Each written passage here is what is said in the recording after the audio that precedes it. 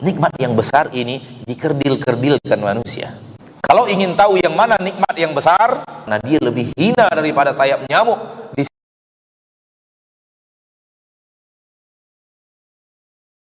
Sekiranya tiang masjid ini adalah emas,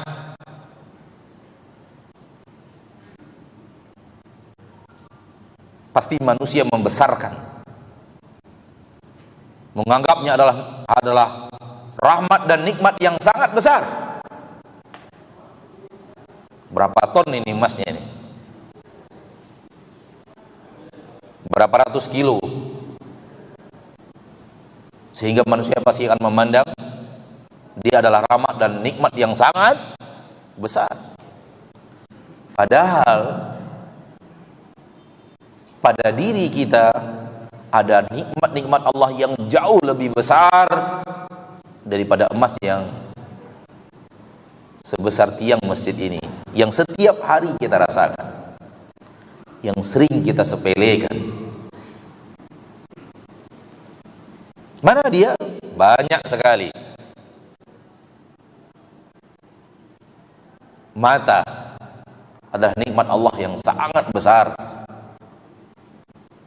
Emas sebesar masjid ini tak akan sebanding dengan nikmat mata.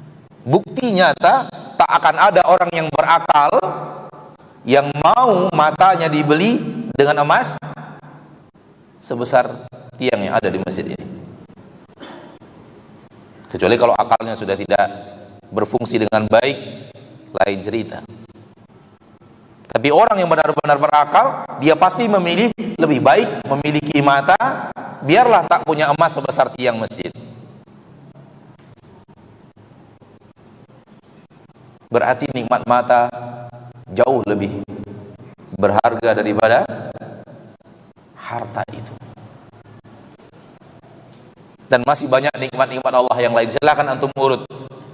Ada pendengaran telinga, ada lisan, ada kaki dan tangan. Ada nikmat-nikmat yang Allah berikan di dalam tubuh kita yang lebih penting daripada mata, yang tanpanya kita nggak bisa hidup.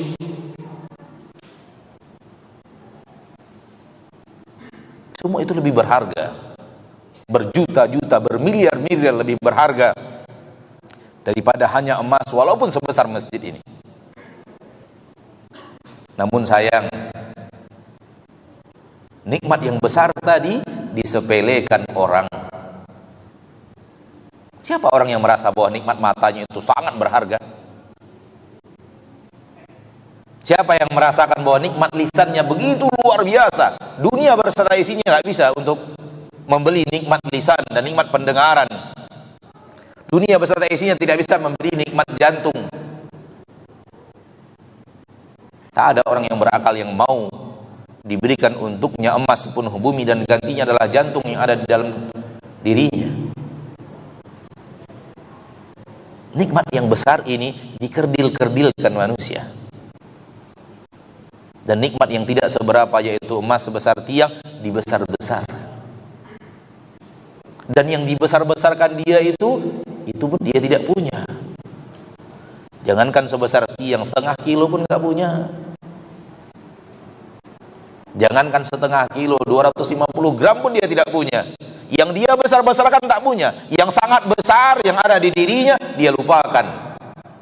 Sehingga akhirnya banyak manusia mengira bahwa nikmat Allah itu sedikit. Padahal Allah katakan, saking banyaknya, saking besarnya nikmat itu takkan terhitung.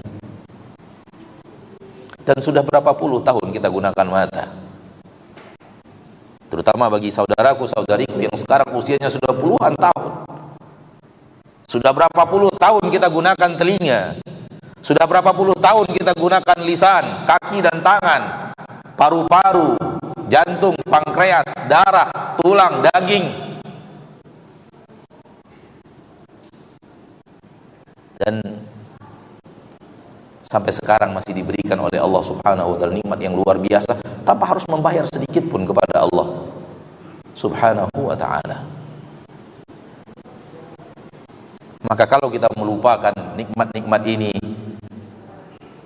niscaya kita tidak akan pernah bisa melihat alangkah besarnya nikmat Allah yang Allah berikan kepada kita. Kalau ingin tahu yang mana nikmat yang besar, jangan dengarkan perkataan manusia, tapi dengarkan firman-firman Allah di dalam Al-Quran. Apa yang Allah puji di dalam Al-Quran, berarti itu nikmat yang besar. Apa yang Allah ulang-ulang, Allah sebut-sebut di dalam Al-Quran sebagai curahan nikmat, berarti itu nikmat yang besar. Dan apa yang tidak Allah sebut-sebut berarti bukan nikmat yang besar. Dan kalau kita kembali kepada Al-Quran, Allah tidak pernah memuji-muji emas, Allah tidak pernah memuji-muji berlian, Allah tidak pernah menyebut-nyebut itu sebagai curahan rahmat dan nikmatnya, kecuali yang ada di dalam surga. Allah sebut memang, tapi emas yang ada di surga, bukan yang ada di dunia ini.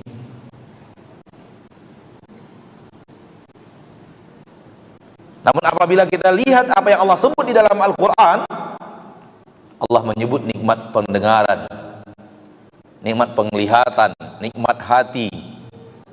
Allah menyebut nikmat makanan yang Allah berikan kepada kita. Allah menyebut nikmat air. Berulang-ulang di dalam belasan ayat di dalam Al-Quran Allah menyebut nikmat air. Allah menyebut nikmat lisan, menyebut nikmat bibir.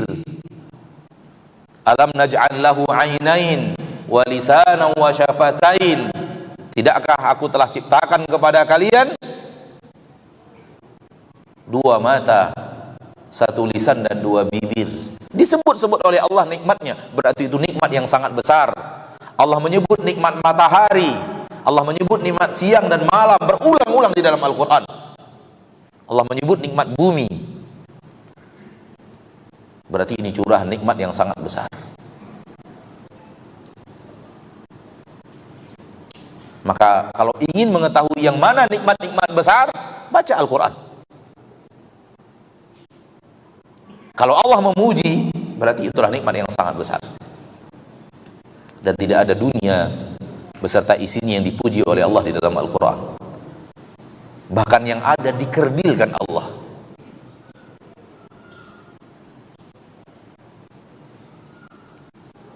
Fama mata'ul hayati dunya fil akhirati illa qalil. Tidaklah kehidupan dunia ini dibandingkan akhirat kecuali kenikmatan yang sangat sedikit.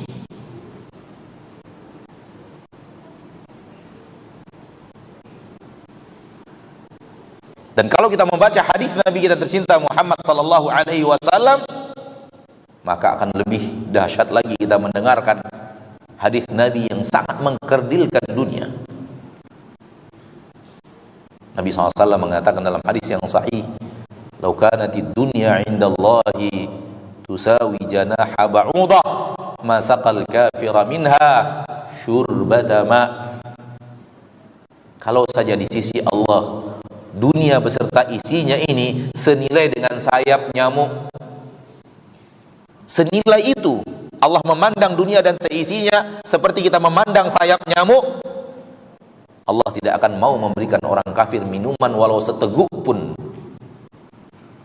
karena dia lebih hina daripada sayap nyamuk di sisi Allah tabaraka wa ta'ala. Maka Allah berikan musuh-musuhnya daripada kenikmatan dunia, karena dia sangat hina di sisi Allah subhanahu wa ta'ala. Lihat bagaimana Nabi mengajarkan kita untuk mengkerdilkan dunia dan jangan dibesar-besarkan. Dan apabila dibandingkan dengan akhirat, Nabi mengatakan, "Mad dunya fil akhirah illa kama yaj'alu usbu'akum fil yam falyanzur bima tarji'." Perbandingan dunia dan akhirat, berapa yang ada di dunia ini, berapa yang ada di surga Allah? Perbandingannya, kata Nabi, bagaikan salah seorang di antara kalian mencelupkan satu jarinya ke dalam air laut, falyanzur bima tarji', perhatikan berapa air yang bisa diangkat oleh satu jari. Siapapun di antara kita pasti tahu laut dan pernah ke laut. Celupkan satu jari, kita angkat, itulah dunia beserta isinya. Sisa air laut adalah surga Allah subhanahu wa ta'ala. Adakah manusia yang berakal yang mau kehilangan laut yang begitu luas hanya untuk mencari yang bisa diangkat oleh satu jari. Oleh karena itu seluruh yang akan masuk neraka nanti dan kekal di neraka nanti mengaku dirinya tidak berakal.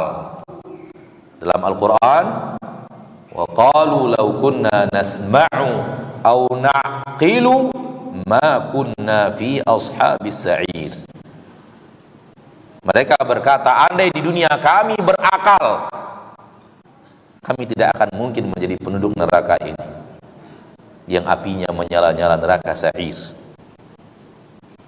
Maka jadilah ulul albab, orang yang berakal. Dan ulul albab di dalam Al-Quranul Karim adalah orang yang hari-harinya dia gunakan untuk taqarrub, mendekatkan dirinya kepada Allah. Alladzina yadhkuruna Allaha qiyaman wa qu'udan wa ala junubihim. Ulul albab adalah yang selalu beribadah kepada Allah ketika mereka berdiri beribadah, ketika mereka duduk beribadah, ketika mereka berbaring pun beribadah. Ini ulul albab.